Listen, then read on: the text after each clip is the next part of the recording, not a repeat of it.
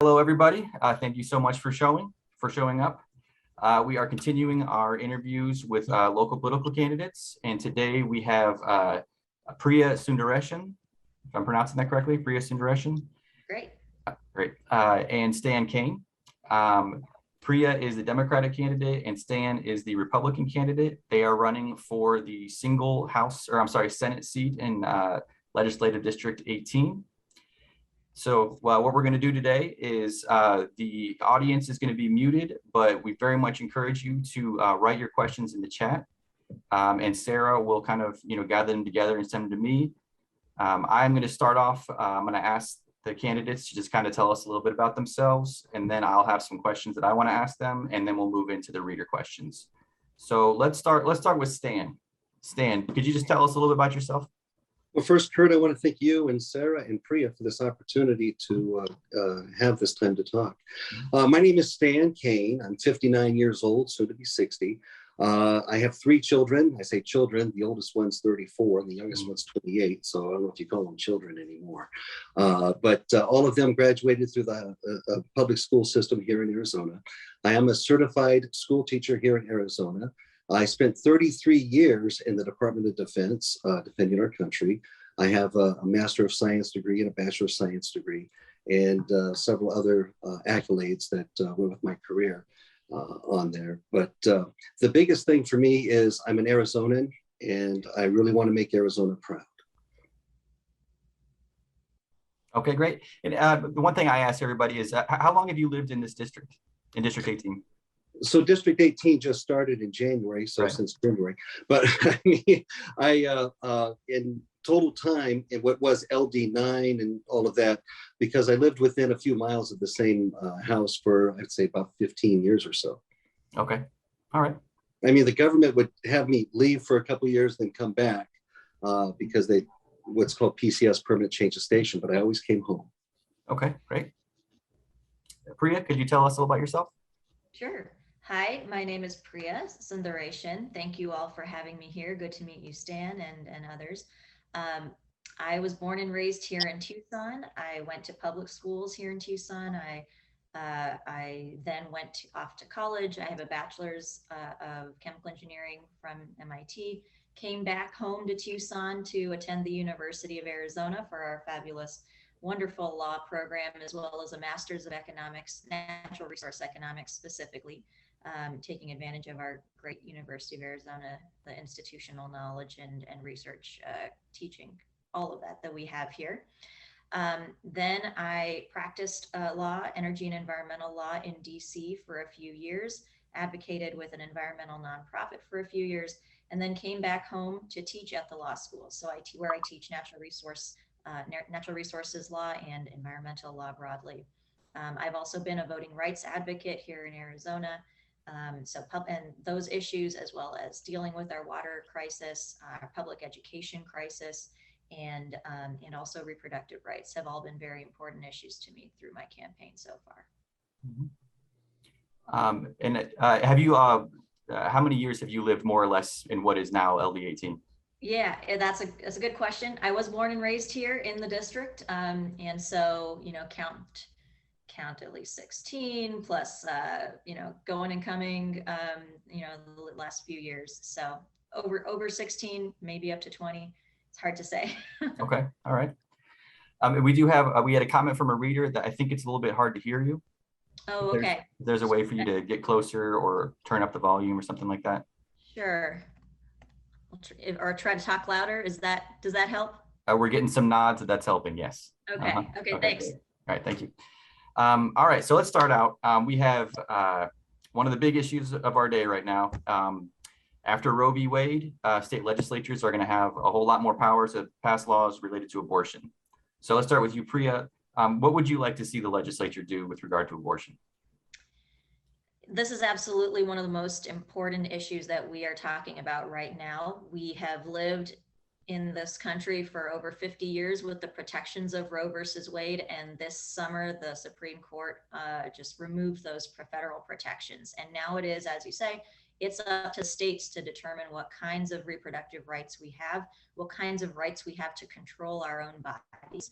And that's why it is very important to elect champions to the state legislature who will fight for our rights to control our bodies, fight for the right to access an abortion as necessary healthcare should the need arise. So, what do I hope to accomplish at the legislature? I would love to repeal some of the legislation that our Arizona legislature has passed recently in the past, whether, that include, oh, sorry, do you want it short or? No, I'm sorry. For a couple seconds there, you broke up.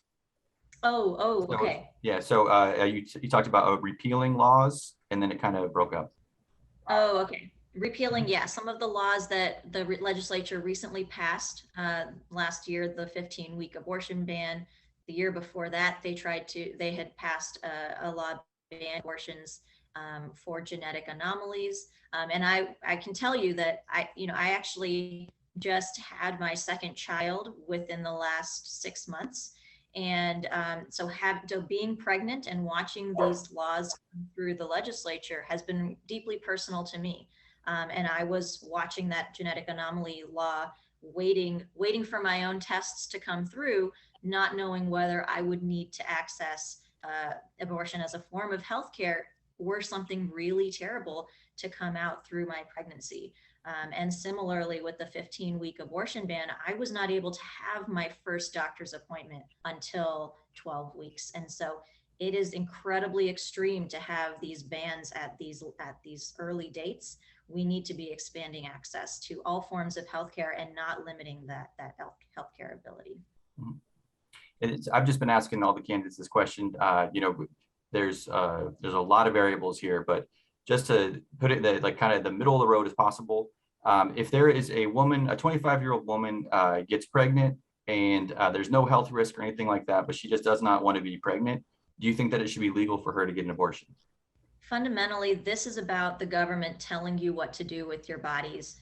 And we do not want the government getting in there and telling anybody what they can or cannot do with their own bodies and with their own lives. So that 25-year-old who's in a situation where she needs to access abortion should have that ability to access that as a form of healthcare. Okay.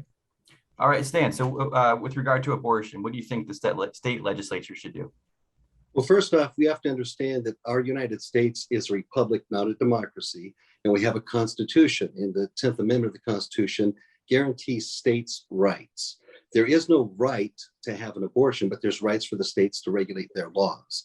So with that understanding, we know what the Supreme Court did was they said, okay, 49 years ago, there was a misinterpretation, a misapplication. Let's put it back to the states. So that's what they did. And they said there's ample evidence. This is from Justice Roberts. He said ample evidence to suggest that a 15-week ban provides sufficient time, absence rare circumstances, I want to stress that, for a woman to decide for herself whether to terminate her pregnancy. And Justice Kavanaugh says because the Constitution was neutral on this, therefore the court must be neutral.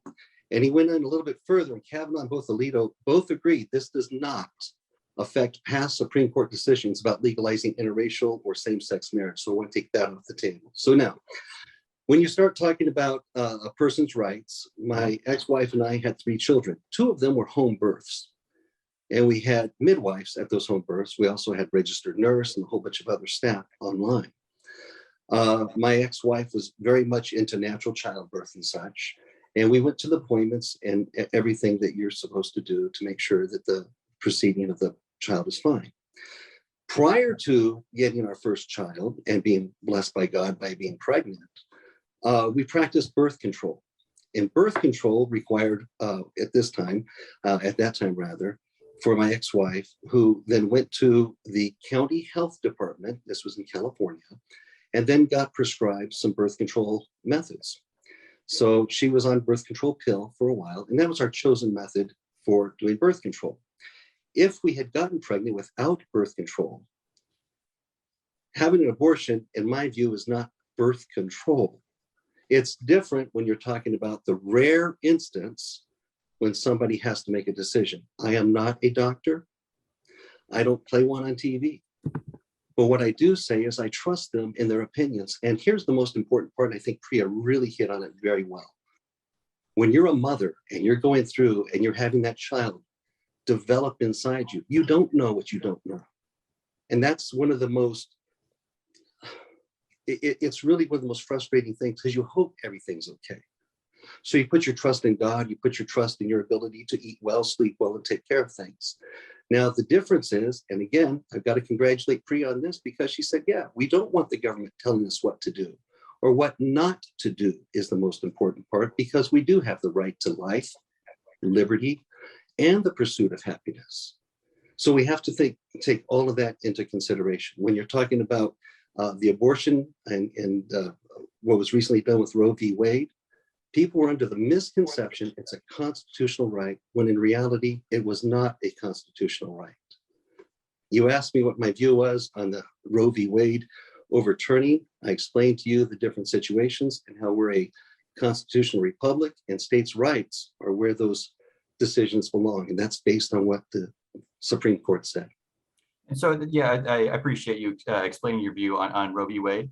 But if you are elected to the state legislature, you will have the power to pass these laws. So what kind of law would you want to pass? So I'm not a power of one. There'd be 30 senators in there, and you need at least a majority. And then you also need at least a majority in the House also to pass a bill. So first off, like I said, I'm not a doctor. I don't play one on TV, but I am a father. I've been a father a total of 4 times. And I said 4 because one of them was something that I did not control, because as the husband and as the father, you have no right to say what happens with the female, with your wife. She gets to decide what she wants to do. So 4 times I was a father, 3 times I got to hold my children, twice I got to help bring them into this world.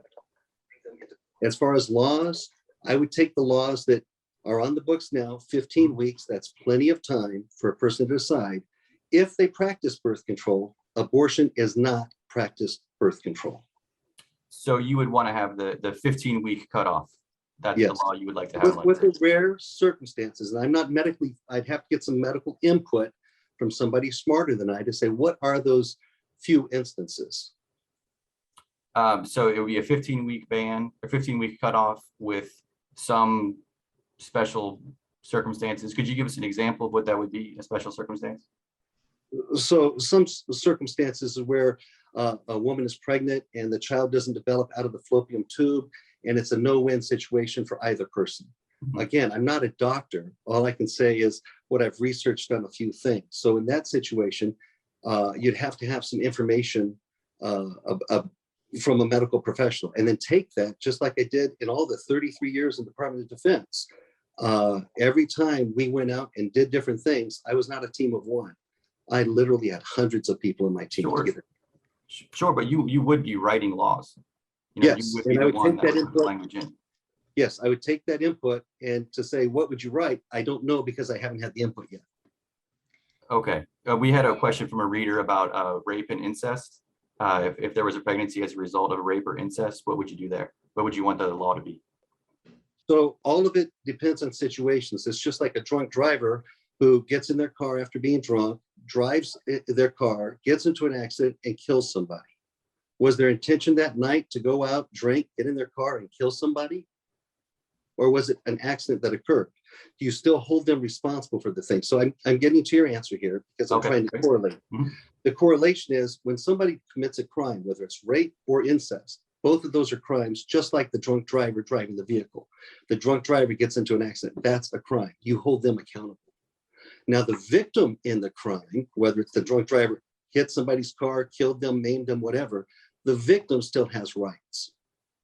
So then when you're talking rape and incest, the person who was raped or who had incest imposed upon them, they're a victim, and they need to be handled as a victim, and they need to be counseled and talked with. They need to talk to their medical professionals. They need to talk, if they're a minor, talk with their parents. They need to talk to their clergy. It's not a one-person decision, and I'm not going to be put into a corner to give a one-person decision. Okay, I don't want to keep bearing down on this, but just you will write the law. Like, you will decide whether that a person who's a victim of rape or incest, will they have the option of having an abortion? Possibly, very possible. I need to get some input from some other professionals, because again, it's real easy to accuse somebody of something, but until it's proven, you don't know if it's proven. You don't know if it's a matter of convenience to say, oh, so-and-so did such and such. but you need to find out what really happened. And may I just briefly respond? I think I appreciate that Mr. Caine and I are in agreement that there should be access to abortions in certain circumstances, at least. I do think that the particular, the case that Mr. Caine even quoted Justice Roberts and Kavanaugh, who, have not had the experience of being pregnant. And so thinking that 15 weeks is ample time, I don't think that's true from my own experience. And moreover, the Roe versus Wade was hinged on the right to privacy, upon which other rights, such as the right to access contraception and the right to marry whom you choose, a lot of these other fundamental rights that we have had protected in our country over time are based on the same right to privacy that was just undercut by this recent Supreme Court decision. And so to say definitively that those rights are not implicated, I think is pretty premature. And my colleagues at the law school are have well looked into that, and it is all on the table right now, and that's why it is so important to elect legislators who will fight for your rights to control your body. Okay, and Stan, you kind of addressed that a little bit earlier. Would you like to clarify that? Well, I'd like to state that when we're talking about the Roe v. Wade and the abortion issue of it, I was very clear. I'm not going to try to mix in all the other things that you hear people from the progressive side trying to mix in and say all of this in the bakery causes all the things in the bakery to go haywire. And that's not true. This decision was about abortion. So what you're saying is that if you were elected, you would not try to pass laws that would outlaw same-sex marriage or the right to contraception? That's totally off the table. That's something that belongs to states' rights. Okay, great. So I just want to ask my hypothetical before we move on to the next topic. A 25-year-old woman is pregnant. She has no medical issues or anything like that. She just does not want to be pregnant anymore. Do you think that she should be able to have that abortion? Should that be illegal? Are you asking me? I'm asking, yeah, I'm sorry. Yes, Stan. Yeah, I don't think she should have that abortion because that's out of convenience. And And again, when you- birth control is practiced prior to the engagement of the activity. And so when you say you don't think she should be able to, you mean that it should not be legal for her to be able to? Out of convenience, no. Okay, all right. Okay. All right, so let's move on. I would like to talk to you about another issue that actually I think might have some bipartisanship to it. Water, right? So we all live in Arizona and water is a big deal. The Colorado River is getting low, Lake Mead, Lake Powell. We've all been reading about this. So let's start with Stan. I think we did Priya first last time. Stan, what would you do to make sure that we have enough water in Arizona? Well, first off, you have to understand where we get most of our water from and all of that, because Arizona was hit hardest by the declaration of nearly 1/5 of the state's water supply being cut off. 41% of the current water supply comes from groundwater. 36% comes from the Colorado River, 18% from in-state rivers, and 5% from reclaimed rivers. And so when you start looking at that, and you look at the other stats that are out there too, based on 2017 statistics, the total statewide water usage was about 7 million acre feet, in which 72% was used for agriculture, 22% was used for municipal, and 6% was used for industries. So if we're going to start addressing the water usage, we have to say, geez, what has changed over time? And it's worth noting that despite the population increase of about 6 million residents since 1957, Arizona has been using about the same amount of water they did back then. And the state has also stored nearly 3 trillion gallons of water for future use and not for their non-rainy day funds. What does that equal? Because that's a lot of water. It's equivalent to serving the city of Phoenix for 30 years. That's a lot of water that they have. So when you start looking at it, you say, well, how are we going to address this? Lawmakers need to address the unregulated drainage of rural groundwater by industrial farms, because they're the largest users of it. So you try to get the biggest bang for your buck and the low-hanging fruit. And that's what I would start with. Besides what Governor Doug Ducey started, he provided the Arizona Water Authority with $1 billion budget, $1 billion with a B dollar budget, to find new sources of water over the next 3 years and to partner with other states on desalination plants. So that's pretty hardcore, $1 billion. And it also should be noted that over in Yuma, they've been doing a lot of stuff with solar and also the way they do their farming and utilizing the water from the cap in the Colorado. So we have some lessons learned in state that we can do.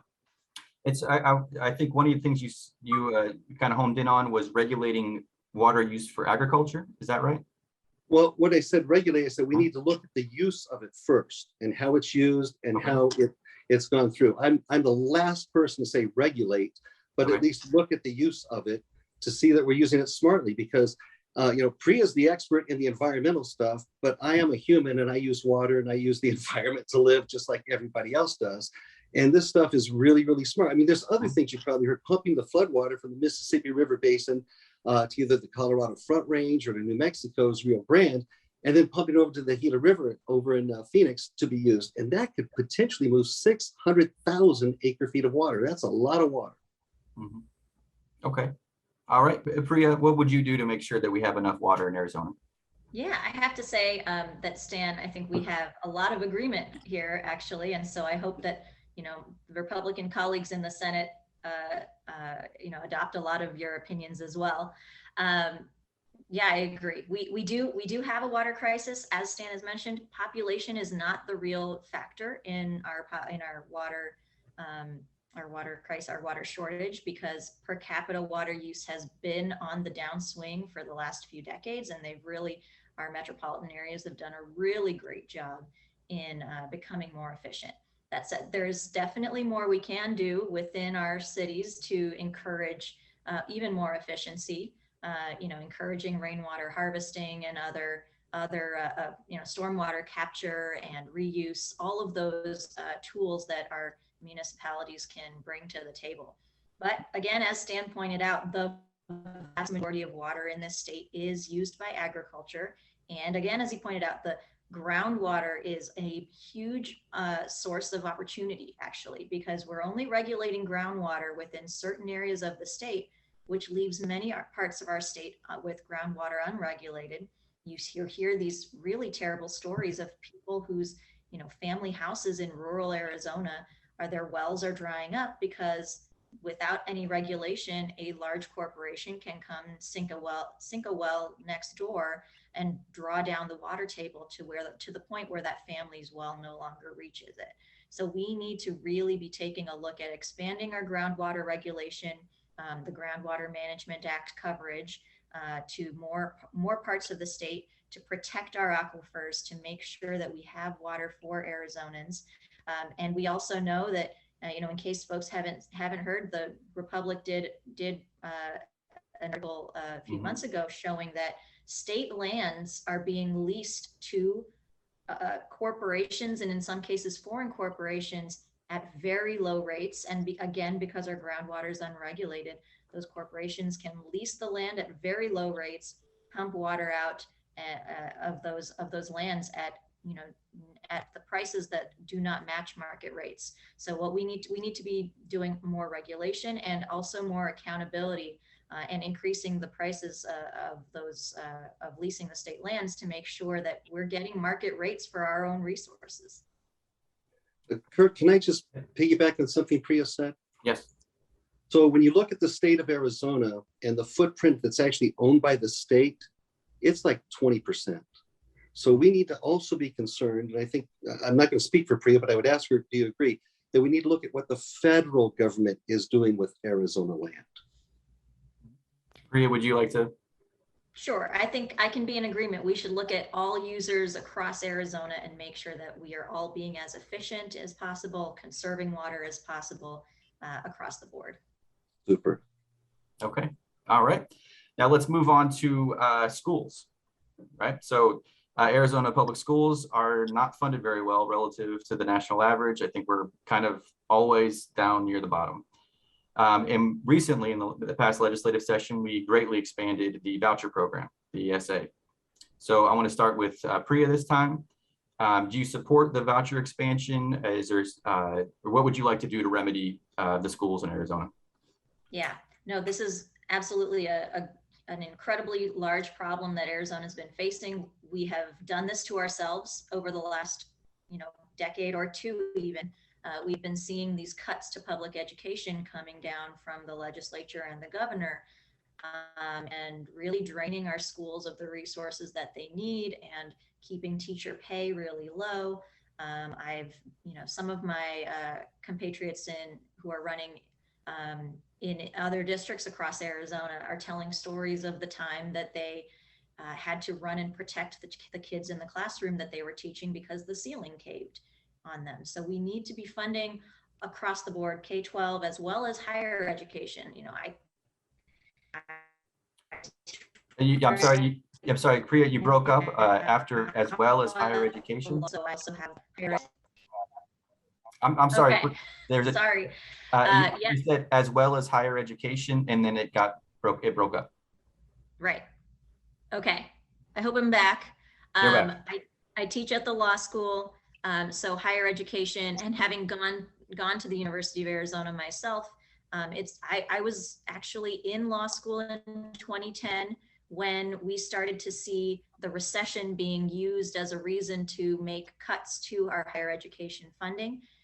We may have climbed out of the recession, but we have not seen those cuts put back into the system and to support our university staff, teachers, students.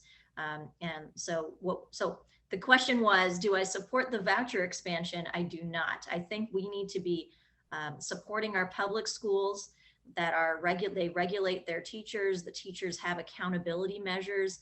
Vouchers are a way for those public funds, our taxes, to be siphoned out of our public education system and transmitted to unaccountable, unregulated private schools. So I do support the efforts that are occurring right now to refer that voucher expansion to the ballot in November. Go find a petition and sign it, and that will halt the law until we can vote on it as a state. Okay. Stan, yes, so the question is, we had the voucher expansion. Do you support that or not? And also, what do you think should be done to fund schools? So unequivocally, yes, I do support it because I believe in the parents' rights to be involved in their children's education and to help decide where they go, whether it's public school, whether it's charter school, whether it's private school, or even if it's homeschool. And the thing to remember about schooling is this: the teacher's pay, as a teacher in Arizona also, a teacher's pay is set by the local school boards. It's not by the state. And also, if you remember Red for Ed, they wanted a raise of about 10% for teachers. Governor Ducey and the Republican legislature gave a 20% raise to the teachers. That's twice what they wanted. Now, here's what happened. The money gets down to this county. The county then is supposed to give it over to the school districts. Even the COVID money, which is in the tens of millions of dollars that was allocated through the federal government to the state then allocated it down, and Pima County is sitting on tens of millions of dollars that they have yet to allocate for such things as infrastructure, like Priya pointed out. Infrastructure to the failing old schools needs to be addressed. It's unconscionable to even think that a roof would fall in on a teacher, or much less a classroom. So the school vouchers are separate and apart from that. What that allows is you have Title IX schools, Title X schools, you have different districts that people get to go in. I had the pleasure of visiting JTED, that's Joint Technical Education District, where anybody, regardless of the school district, regardless of charter school, regardless of homeschool or private school, for high school, you can send your children over there. They will learn a trade, everything from nursing to welding to hacking into different computer systems, and it's all controlled. Had the pleasure to meet a young man who for 4 years, he's been going through the welding program. He went through the apprentice, he was doing internship, he's getting his welding certification. When he graduates from JTED, he will be offered a job at $40,000 a year with a high school diploma. His parents have the choice to use those school vouchers to send him to the schools under the new system. Under the old system, JTED got 77% of the funding that our public schools get. 77%. Why do they need 23% more to educate children? Now, the other thing I want to point out, since the pandemic, nearly 18 to 20% of the children in classes were taken out by their parents to be put in homeschool, private school, or charter school. They have yet to return to the schools. If you have a classroom that reduces by 20%, we need to pay that same person the additional salary. The money is there to be paid. It needs to be allocated from the county and the school districts. If the school boards don't give the money, the teachers won't get it. I'm a proponent of it. I totally encourage all teachers listening, take advantage of this great nonprofit. It's called Treasures for Teachers. They will give you, literally almost give you, it's like $5 a bag, tons of resources. If you know of somebody that wants to have reading materials from kindergarten to 6th grade, they have thousands of books. They're free. This is a resource we need to be proud of and help our teachers use. One of the things that I would encourage, besides the vouchers for the parents, and I'm going to speak as a teacher and as all my friends who are teachers, both public and private, they spend individually thousands of dollars a year out of their own pocket to go ahead and situate their schoolrooms. That is uncalled for. What we need to do, and what I would like to do as a legislature, is to help those people get a tax credit or a tax deduction for things that they do. So that helps the teachers. Now, as far as the parents, the school vouchers were set up to say, you control it. Here's my last point. The last thing I want is for the government to continue to have their hands in the pie to control the money. Let the parents have the money that's taken out in their taxes anyway, through property tax and such, and give them the right to use that without the over-regulation. So that was a lot. Priya, do you want to respond to any of that? Yeah, I think what I was hearing is some agreement that teachers are providing supplies for their classrooms, and that's unconscionable. I think our solutions differ, right? I think it is also unconscionable that we should cause those teachers to have to rely on nonprofits or open up a GoFundMe or something that relies on the kindness or and charity in order to supply their classrooms. We should be providing that from the get-go through our school system, and then alternately, we shouldn't be allowing our public tax dollars to go outside of the public school systems to support schools. There are absolutely private schools that are necessary for certain children and their educational needs, but we do not need to be expanding that and undercutting the value of our public school system by expanding that through these recent voucher expansions. Stan, would you like to keep going, or should we move on? Well, I just have one follow-on to that. If I look at Push Ridge as an example, that's a private school, it's parochial school. During the pandemic and stuff, they kept going. They had very little interruption. The kids were able to learn in classroom. And I think that's an attribute to them versus trying to learn on Zoom. As somebody trying to teach, Zoom is not the way to go. So when I look at the government schools and the way the government controls things, anytime the government tries to solve something, they almost always kind of foobar it up big time. And as somebody who spent 33 years in the government, I may have been guilty of doing something that too, as accountable to it. But the bottom line is you have to learn from those mistakes. And we learned that the government doesn't always have the answers, and public schools, not always one size fits all. Parents really know what their children need. Okay. All right, so let's move on to another topic. So one of you're talking about voting laws. All right, so right now we have a Republican candidate for governor, attorney general, and secretary of state who all really talk a lot about they claim that the 2020 election was stolen, and there's just no evidence of that, but they keep going with it. And in the legislative session, most recent one, we had a lot of bills that were put out to change our voting laws. Some passed, some didn't. And so what I would like to ask you, and I'm sorry, I don't remember who I started with last time. It was Priya. Priya. All right, Stan, we'll start with you.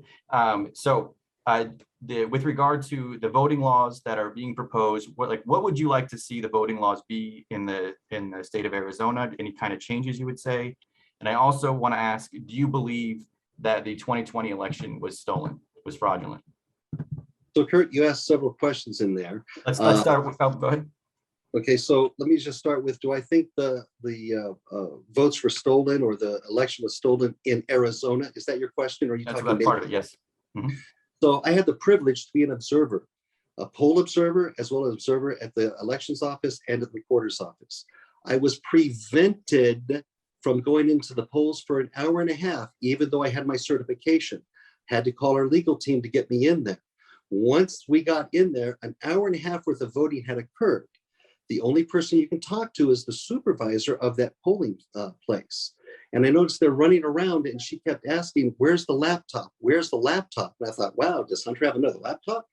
And I asked her, I said, what is the purpose of this laptop? She says it has all the names of all the people who've already voted. I said, what's the purpose of the laptop? She said, when people come in to vote, the people at the table then use this laptop to verify whether or not those people have already voted. I said, now here's the big question. In the last hour and a half when voting was occurring and you didn't have the laptop, how do you ensure that people didn't double or triple or however many votes? She could not answer me. That's a real true example. So do I think that there's areas that need to be improved? Absolutely. Oh, no. Just to get to it, do you think that the 2020 election was stolen? I would say there was some issues that need to be addressed. I'm not going to go as far as to say stolen, but there's definitely some issues that need to be addressed. Okay, all right. And so now going into the voting laws, what do you think the legislature should do? So there's several laws, as Priya, or as you pointed out in the session here, Kurt, several laws were put on the books to try to address the different things, including whether or not you can go over and put more than one ballot into a ballot drop box, and different mail-out ballots, and checking to make sure and canvassing that those people really are coherent and it's not somebody in a nursing home who can't talk or speak or in any way communicate. How could they ever do their ballots? So some of the things need to be integrity. You have to have voter integrity first. Mm-hmm. So one of the things that starts with is the county recorder's responsibility. Make sure the voter rolls are accurate. I know right now in LD 18, I'll pose this out there. Do you know how old the oldest voter who voted in 2020 is in LD 18? I do not know that. 120 years old. I don't see a surprise on your face, Kurt. When I saw this on the voter roll, 120 years old. Your newspaper, there's a record of them voting, or yes, yes, there's a record of them voting. They actually went to the polls even. They voted in person. 120 years old. There's several voters in our LD 18 who are well over 100 years old. Right? I really want to get out and find out more about these voters because they're very entrenched and want to do it. So that voter roll is very important. The reporter, and I'm not going to play dirty pool or anything like that, the party of that reporter, the recorder's office does not want to clean up the rolls. Here's what's interesting. If I move, we have to file paperwork with the county that I sold my home. If somebody dies, paperwork has to be filed with the county that that person died. So all that information is at the county. Why don't they use that to purge the polls of these people? If somebody moves, somebody dies, it's easy to do, but there's lots of resistance to it. From the observation that I saw at the recorder's office, at the elections office, I could see a lot of area for improvement. As a former head of quality on the Tomahawk Cruise weapon system, I've done many audits, and that is ripe for something to look at to see. So the voter laws, voter integrity, number one. I would not want voter harvesting to be allowed. Voting by mail is something that I would support for veterans. Our military, strong. I love those people. And a lot of them are deployed. They can't vote. We also have first responders or people who have to work, nurses, what have you. If they have a valid excuse, let them mail in their ballots. If you have people who are senior citizens or handicapped, let them mail in their ballots. But able-bodied people, be a proud voter. We should have a day that's a national holiday to allow people to vote in person. And that's just the beginning of, I'm sure Priya has a whole bunch of great ideas. I'd love to listen to them. Okay, Priya, go ahead. Thanks, Dan. I think this is an area where we have a lot of difference. I have, let's answer the first question first. Was the 2020 election a fraud? No, that is a conspiracy theory. No evidence to support it. Our elections in Arizona are very secure. We have incredible security. I can tell you this because I have led our Arizona Democratic Party's election integrity committee for a few years now. I have been on the voter protection teams. I have participated in the audit, the hand count audit that occurs at the Pima County, under the auspices of the Pima County Elections Department. I participated in those for the 2020 election, both the general and the primary. There are participants from both parties, in fact, actually 3 parties, because the Libertarians are present as well.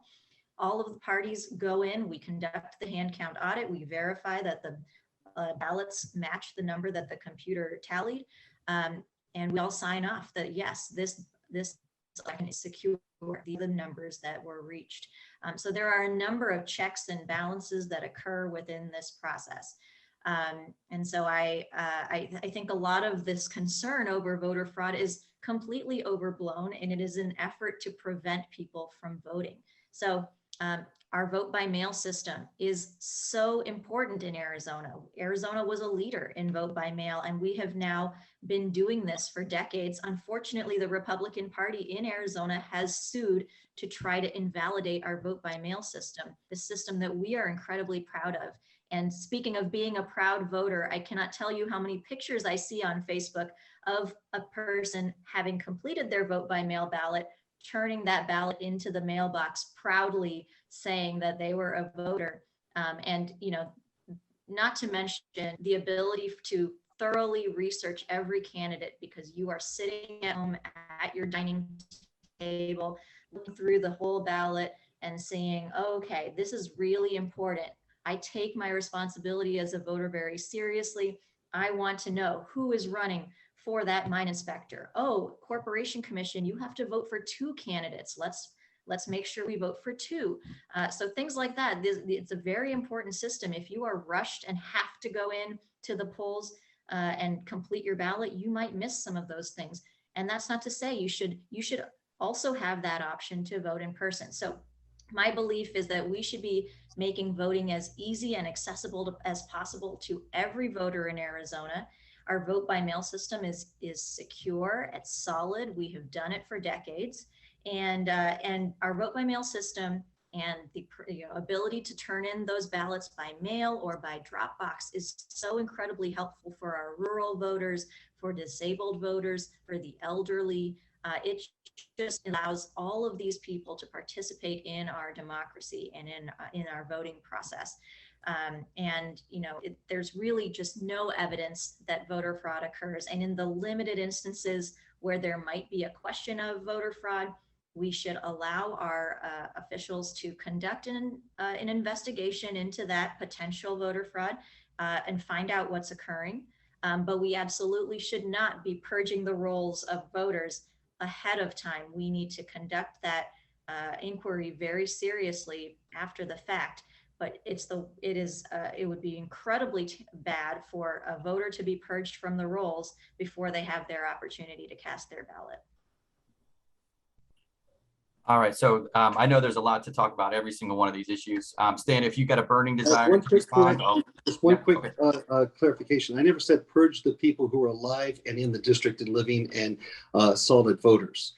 I said the county recorder, who now, since it's been said a few times, I'll say the party is a Democrat, does not want to purge them of dead people or people who no longer live in Pima County.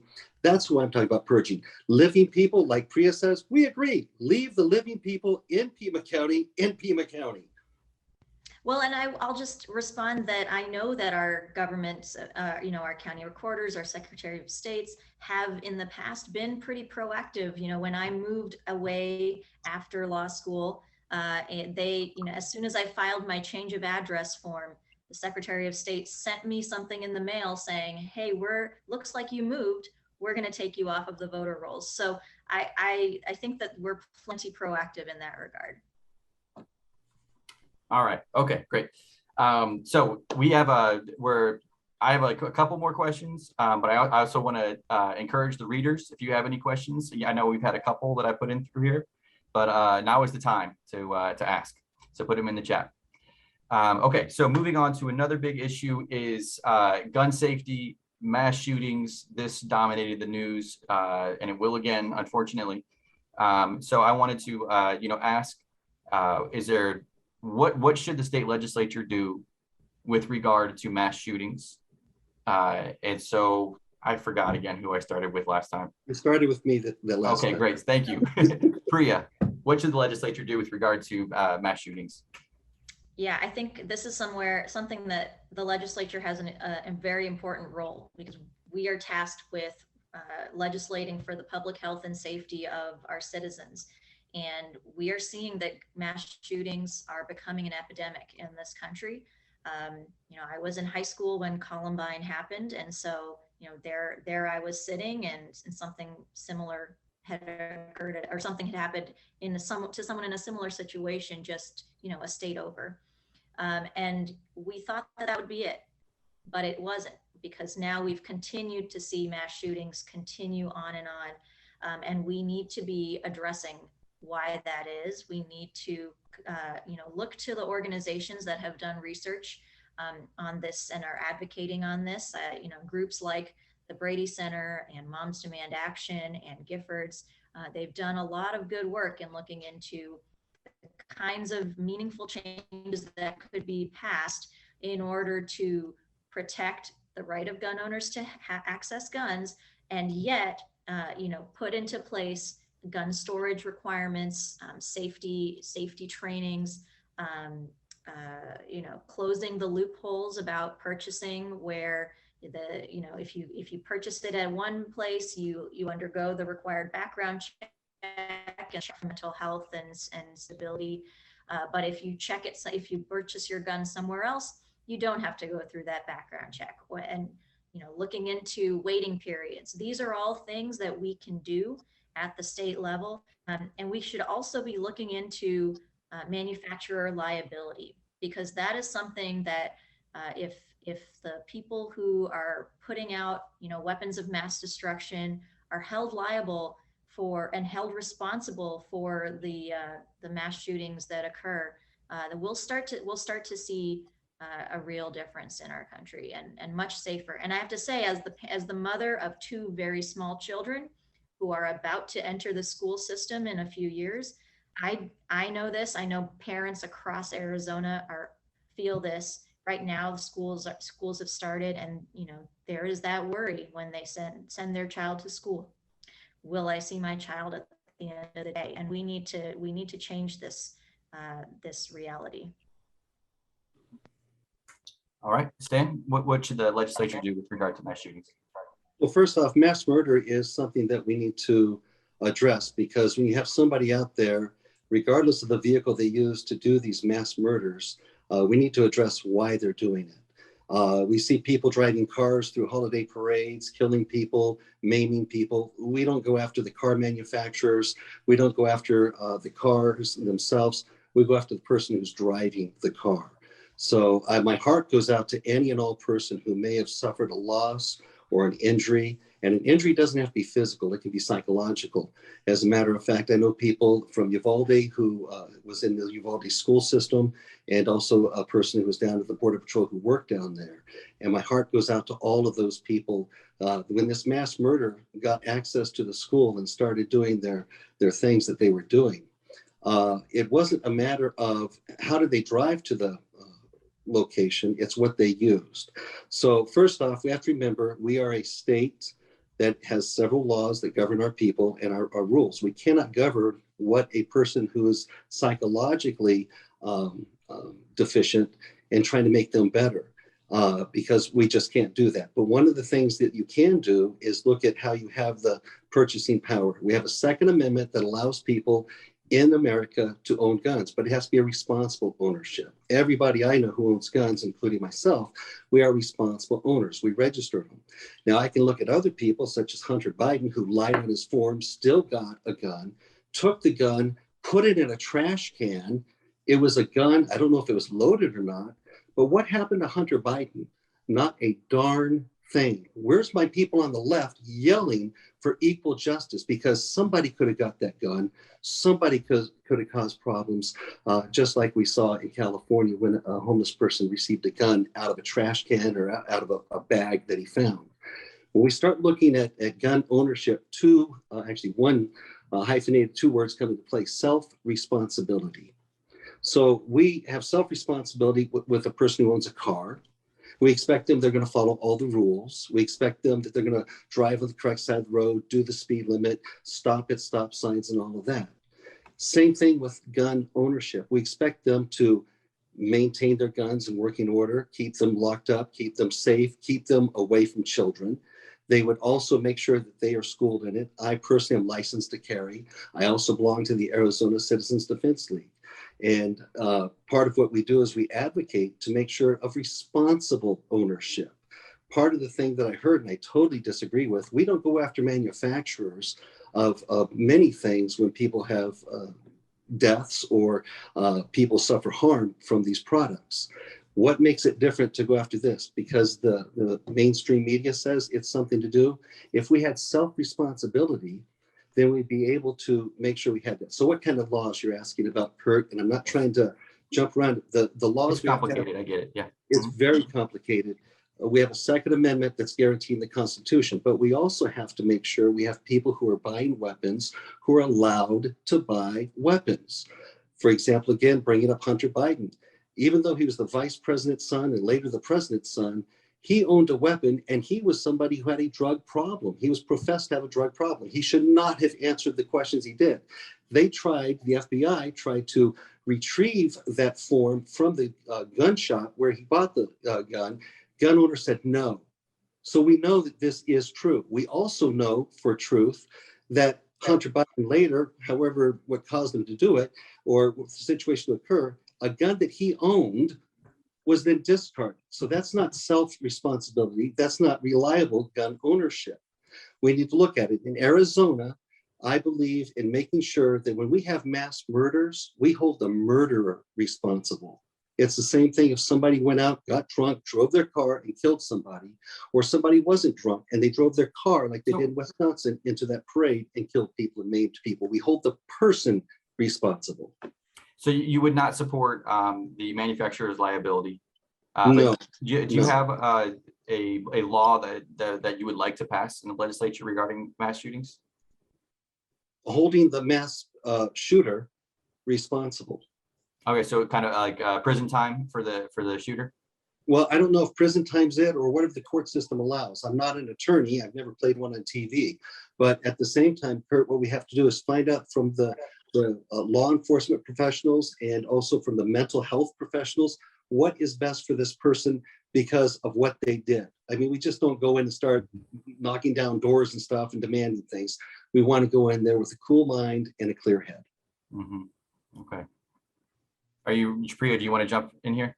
Sure. Yeah, I just want to say that, an excessive reliance on self-responsibility would make having laws irrelevant. I think there's a real need, a deep need for increased regulation. I actually think I just heard common ground here on a need for better background checks. It sounds like we want, Stan wants to see better, more thorough background checks that prevent people from accessing guns. He's disagreeing with that. Okay, he was saying in the Hunter Biden context that he shouldn't have had a gun, so it sounded like that. But in any case, I think there was other common ground where he said he wants to regulate guns like we regulate vehicles, and I think that's a great starting point. So let's continue that discussion. I need to correct that, Kurt. I never said regulate guns like vehicles, because if we did, we'd prevent 34,000 deaths a year from vehicles. We don't have 34,000 accidental shootings from mass murderers. So what we want is self-responsibility. And what I'm saying is in Hunter Biden's case, he lied on his form. The process worked. The process would have worked had his father not been the vice president at the time, sent the FBI over to try to retrieve the form. We would never have known that had that one shop owner not been judicious and kept that form as evidence to show, see, he lied. So in your case, Priya, we do have agreement. If people tell the truth on the form and the system goes through and it's allowed to do what it's supposed to do without interference, the system will work. We may need to look at the system somewhat, but the system will work. Okay, well, let's move on to the next topic here. So I want to ask you all about, the border. All right, so immigration, the border, Southern Arizona, we're right here.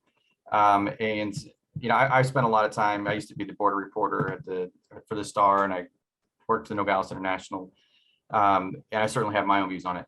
But I want to talk to you about what should be the role of the state government with regard to the border, both in terms of border security and how asylum seekers and migrants are dealt with after they get across the border. So I'm sure you're aware we have who are busing migrants to Washington, D.C. State of Texas is taking a very big role, like as a state in their enforcement. Governor Ducey has done something similar. Carrie Lake, if she were to win, she wants to really like ramp up that. So let me start with, I'm terrible at this. Oh my word. You started with Priya last time. All right, Stan, we're starting with you. Okay, go ahead. Okay, I will not be verbose on this. 2.6 million apprehensions since February of 2021. 2.6 million apprehensions. We don't know how many gotaways there are. This is the worst siege in history on our government, on our United States of America. And I know this number is outdated, but they've caught 56 terrorists from the terrorist watch list, a lot of them here in Arizona. So when you say, what does the states do? There's an important thing you have to remember about our Constitution. Our Constitution says if the federal government fails to do its duty, then the states have the responsibility to protect its citizens. And when you see an invasion coming through, and that's what's happening when somebody crosses a border without the legal right to cross the border, they're doing it for whatever reason, doesn't matter. They're invading that other property.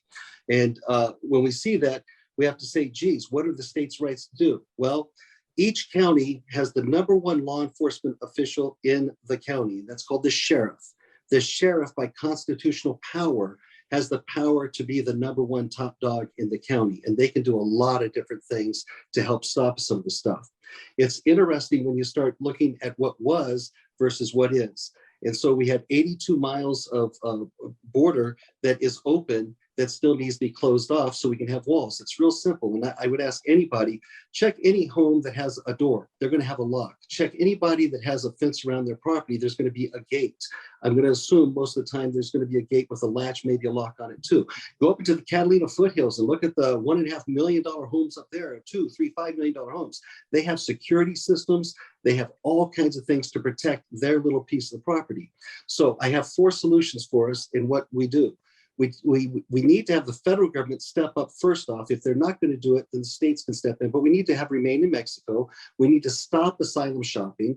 We need to finish the wall or barriers, because there's places where you can't build the wall. And there's some of them here in Arizona as well. And here's the big icing on the cake. Recently, we saw this bill that was passed that allowed 87,000 more IRS agents. Now, here's what I'm going to tell you. In all of the United States Border Patrol, there's 20,000 Border Patrol officers.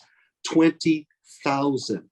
Imagine if we doubled that to 40,000. Now we're protecting our borders with twice the number. But instead, here's the logic.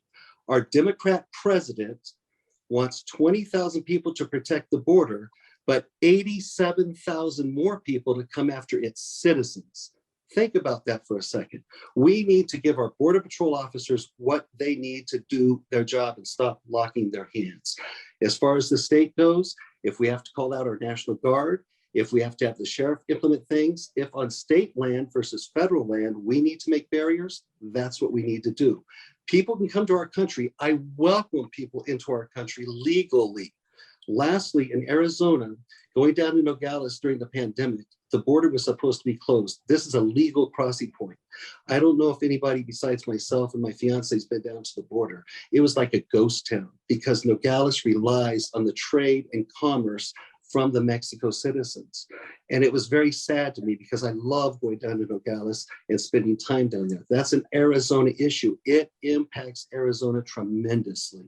So if we started doing things and opening up the border the way it's supposed to be, having the legal flow, even when I came back across the border the last time I was there, I was stopped. Mr. Gringo white guy was stopped. My fiance, who's Mexican-American, US Air Force active duty, she got to walk right through carrying all kinds of bags. I got stopped, I got questioned. I was not offended by it. I was glad the Border Patrol was doing their job. From a state's perspective, if the federal government can't do it, the state has a responsibility to step in and to keep its citizens safe. Okay, it's a lot. Priya, what do you think? Yeah, I'll be a little shorter. The border is under federal jurisdiction. Immigration is also a topic of federal jurisdiction. And as Stan pointed out, we have a very well-resourced Border Patrol that has really grown in its ranks over the last, few decades, really. And we also have an enormous federal authority over the border region that includes out, 100 miles from the border, the federal border authorities have a lot of power. And so I would say that the state's role is really to stay out of the way and let the federal government do their job we really also don't want, I also have to say, using words like invasion when talking about migrants is really just code language to otherize the people who are coming across in desperate straits. They are seeking a life, seeking a better life. But in many cases, they are running away from very dangerous situations. They have taken the time and effort to travel, in dangerous situations, even through Mexico, through other countries as well. So the people seeking asylum is actually a human right. The U.S. has signed on to international conventions it is not illegal to be seeking asylum. And, we have not in recent years been granting or at least processing our asylum seekers in the way that they deserve to be treated. So, that's again a federal issue, but from what the states can do, I think we can provide some assistance to the border communities who may be experiencing higher services at any time. However, I think that right now, I just saw a headline this morning that the migrations are down. But if there are surges, we can provide support to those communities. We can provide economic support to the communities, like that Stan was saying, if they are harmed or suffering as a result of increased border enforcement issues. And I do not think that we should be busing asylum seekers or spending state resources on political stunts that have been happening recently, like busing our asylum seekers to Washington, D.C. just to make a statement to the White House. That was the final little bit there was a little bit choppy. It sounded like you were saying that you do not support the state spending money busing asylum seekers to Washington, D.C. Right. Yes, okay. On political stunts, yeah. Okay. All right. So we've been going for an hour, which is pretty great. So what I would like to do is I'm going to go through the chat and I'm going to start firing questions at you. We, just for the sake of time, if we could try to do this real quick, if you really need to get into it, of course, but let's see here.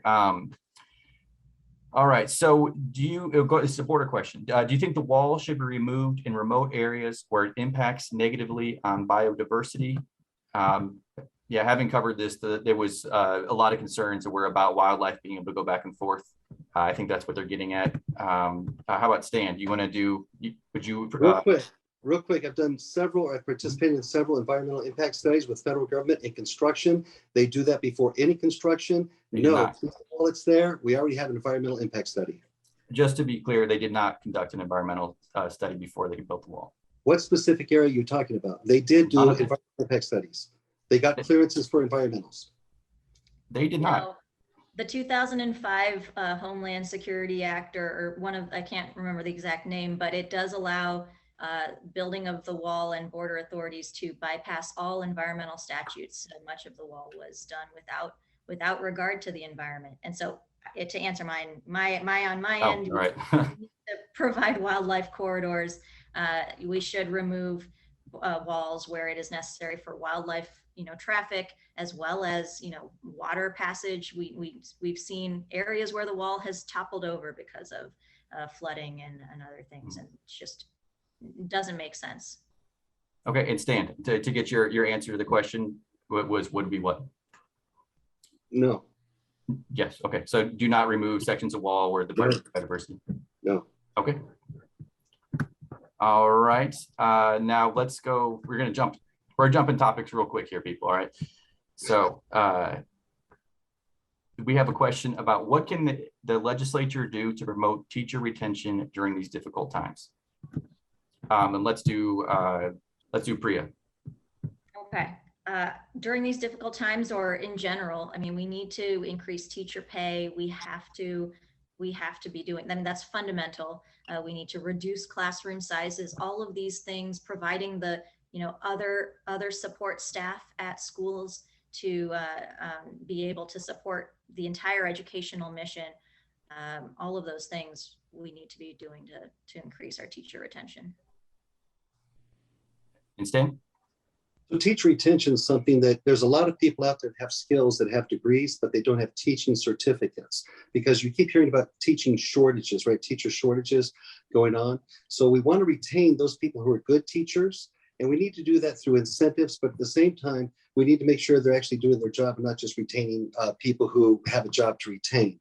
The other part of the thing is filling the gaps where we have a shortage. We have an opportunity here. We have a lot of people, retired people, military people, veterans, a lot of people who have skills that can be put to use. They may not have a teaching degree, but they can go through a program to help them learn to teach, and they can become teachers as well. Now, going back to what Priya said, if the Pima County would just release the millions of dollars that the state's already allocated, the teachers would get a great raise. They were given a 20% raise over the 10% they asked for from Governor Ducey, but Pima County is holding that money.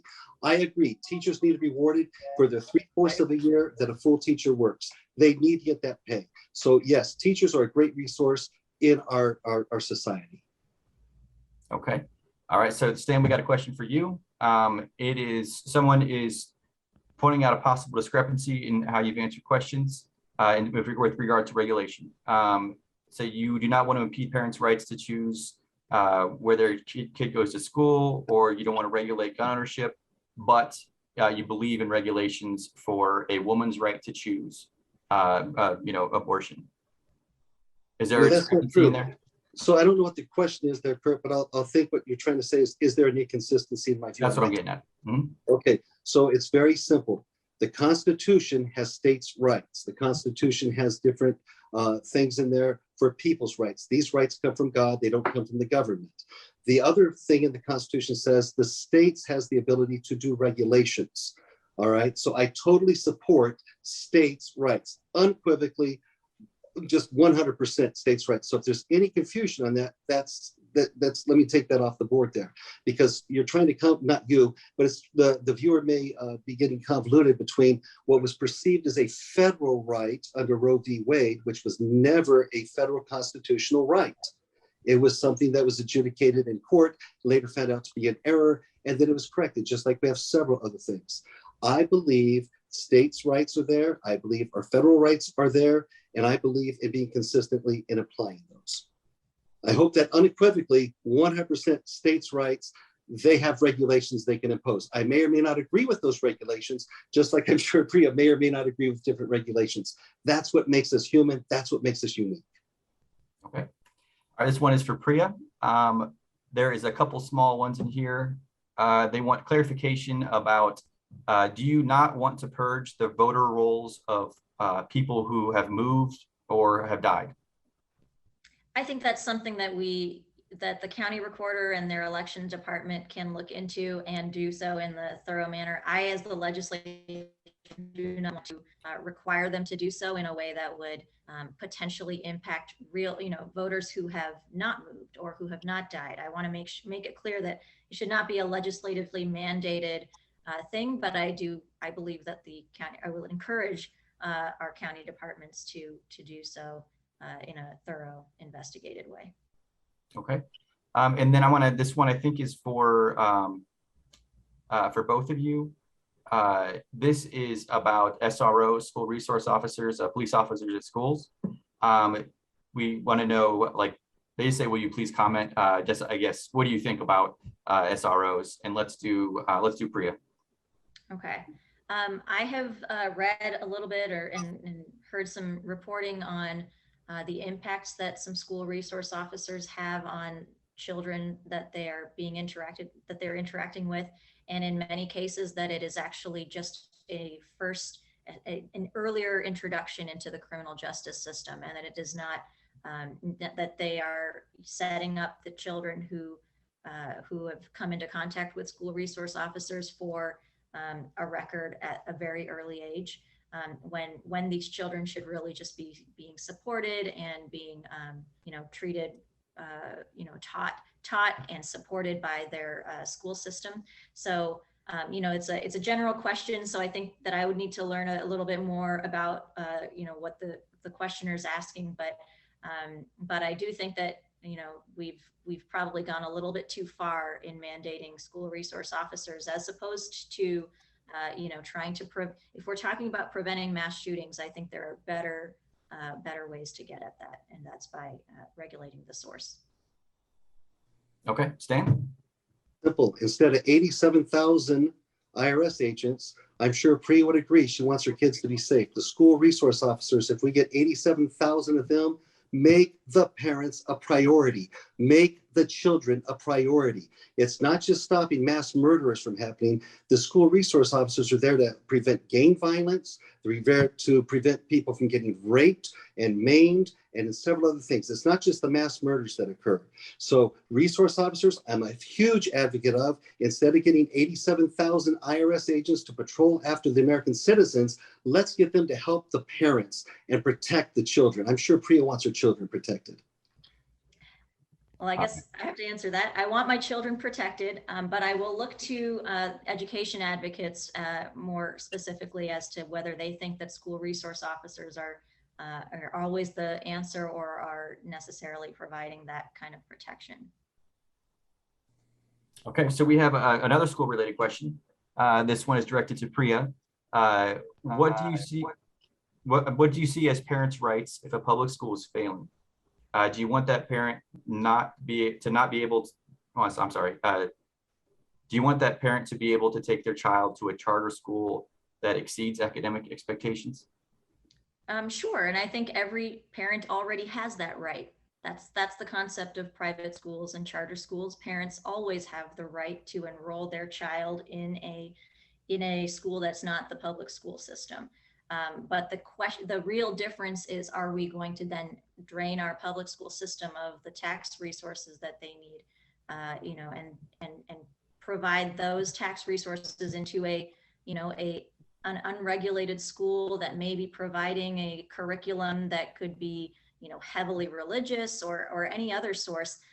That's not the purpose of our tax dollars.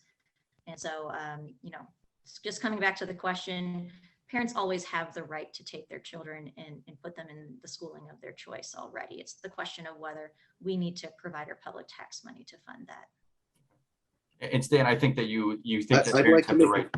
Well, they have the right, but more importantly, here's the thing, is that they have the right, but the whole point of these vouchers, not all parents have the ability to fund a private education. This is where their tax dollars come into play. So if we're really the advocate for the low-income people, the people that don't have the $2 billion home or the $200 million home, whatever it might be, who don't live in the foothills, but we're talking about the people down in Tucson. We're talking about the people who their children are struggling just to eat. They don't have the funding. That's why these vouchers are so important. I am an advocate for these parents and for these kids. Okay. And I'm just going to do, I think, just one more here. And it looks like would you support allocating state general funds to support low-income families who need financial assistance to access childcare and early childhood education? Stan, go ahead. So I'm a product of a very poor family. My mother was a single parent of 6 kids. I attended what was called Head Start, which was a taxpayer-based system. It helped me, and that was in California.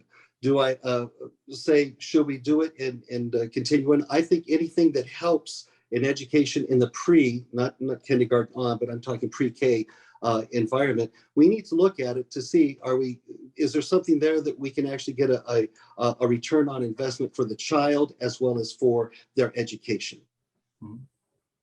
Okay, Priya? My audio cut out, so I may have missed the question, but I can repeat it. Okay. Yeah. Early childhood education should be funded. Is that? The question is, would you support allocating state general funds to support low-income families who need financial assistance to access childcare and early childhood education? Yeah, and I agree.